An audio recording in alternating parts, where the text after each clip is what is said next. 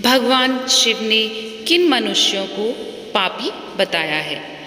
एक समय की बात है, भगवान शिव और माँ पार्वती भ्रमण के लिए हरिद्वार गए। वहाँ पर माता पार्वती और भोलेनाथ गंगा के किनारे भ्रमण कर रहे थे।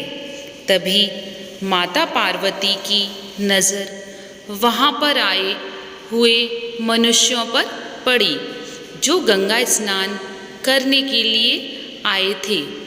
माँ पार्वती ने देखा कि बहुत से मनुष्य माँ गंगा में स्नान कर हर हर गंगे कहते हुए चले आ रहे थे, लेकिन सभी मनुष्य अभी भी पापों में लिप्त लग रहे थे। माँ पार्वती भगवान शिव से पूछती हैं कि प्रभु, क्या अब गंगा समर्थ नहीं रही? प्रभु ने पूछा, पार्वती, तुमने ऐसा सवाल क्यों किया? माँ पार्वती कहती हैं कि प्रभु, इन सभी मनुष्यों के पापों का अंत क्यों नहीं हुआ?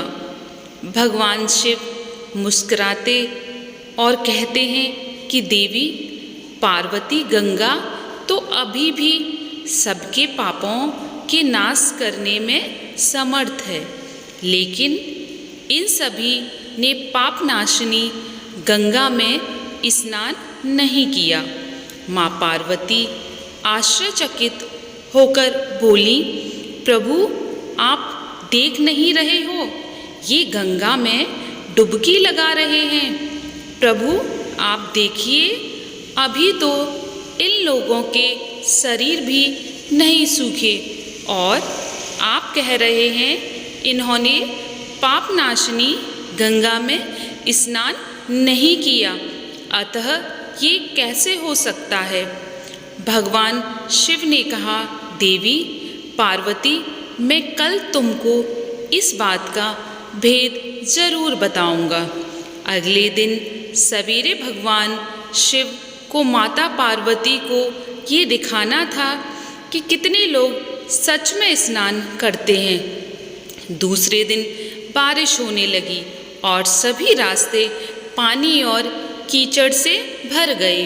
भगवान शिव एक वृद्ध का रूप बनाकर एक गड्ढे में ऐसे बैठ गए कि मानो वह इसमें गिर गए हों और उनसे वृद्धावस्था के कारण निकला भी नहीं जा रहा। उन्होंने पहले ही माता पार्वती को सब समझा दिया था कि तुम गंगा स्नान कर आते सभी मनुष्यों को सुनाकर कहना कि मेरा पति इस गड्ढे में गिर गया है। मेरे पति ने कभी कोई पाप नहीं किया, वह निष्पाप आत्मा है और कोई निष्पाप पुण्यात्मा ही उनको बाहर निकाल सकती है, जिसने कभी कोई पाप नहीं किया हो। अगर कोई व्यक्ति निष्पाप है तो वही मेरे पति को बाहर निकालने के लिए हाथ लगाएं। लेकिन अगर कोई ऐसा नहीं हुआ जिसने कभी कोई पाप नहीं किया हो तो उसका शरीर जलकर भस्म हो जाएगा। माता पार्वती अब गड्ढे के पास बैठ गई और सभी को सुनाकर कहने लगी। हर कोई सुंदर स्त्री को रोता हुआ प्रलाप करता हुआ देखकर रुक जाता।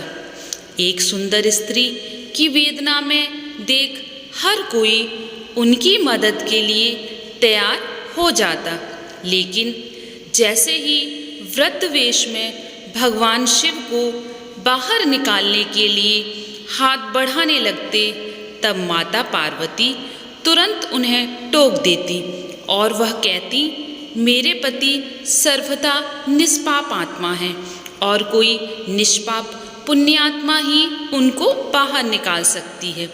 अगर तुम निष्पाप हो तो मेरे पति को बाहर निकालने के लिए हाथ बढ़ाना, मैं तुम्हें पहले ही चेतावनी दे देती हूँ।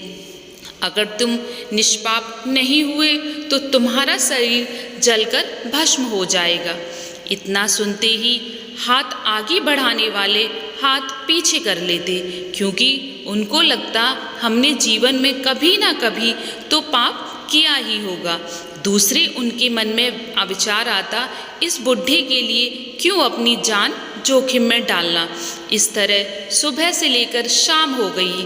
हजारों स्नान करके लोग चले गए, लेकिन किसी ने भी वृद्ध को निकालने की हिम्मत नहीं की। शाम के समय एक युवक हाथ में लोटा लिए वहाँ से गुजरा तो माँ पार्वती ने उसको भी अपनी व्यथा सुना दी।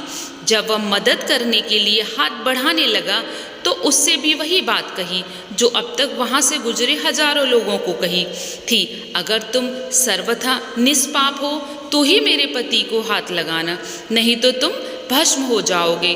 वह युवक बोला, माता, मैं अभी तो पतित पावनी गंगा में स्नान करके आया हूँ और गंगा स्नान के पश्चात तो सभी पाप नष्ट हो जाते हैं। मैं अभी आपके पति को बाहर निकालता हूँ। उसने हाथ बढ़ाकर वृद्ध के रूप में भगवान शिव को बाहर निकाल दिया। भगवान शिव और माँ पार्वती ने उसको अपना वास्तविक स्वरूप के दर्शन दिए। भगवान शिव बोले कि देखो पार्वती, हजारों लोगों में से केवल इस युवक ने ही पूरी श्रद्धा से स्नान किया था। बाकी इतने लोग यहाँ पर घूमने और मनोरंजन के उद्देश्य से आए थे। जो मनोरंजन के उद्देश्य से आते हैं वे व्यक्ति गंगा स्नान के पश्चात भी निष्पाप नहीं होता है। कहने का तात्पर्य यह है कि लोग बिना किसी श्रद्धा और विश्वास के गंगा स्नान करते हैं, इसलिए उनको उसका पूर्ण फल नहीं प्राप्त होता। इसका अर्थ यह कदापि नहीं है कि गंगा स्नान का फल नहीं मिलता, लेकिन गंगा स्नान का वास्तविक फल उसी को मिलता है जो पूर्ण श्रद्धा भावना से स्नान करता है। अतः गंगा स्नान या कोई भी तीर्थ पूरी श्रद्धा और भक्ति से करना चाहिए। अगर कहानी अच्छी लगी हो तो चैनल को सब्सक्राइब करें और शेयर करना ना भूलें, और आगे की कहानियों के लिए आप चैनल को सब्सक्राइब कर लीजिए। धन्यवाद।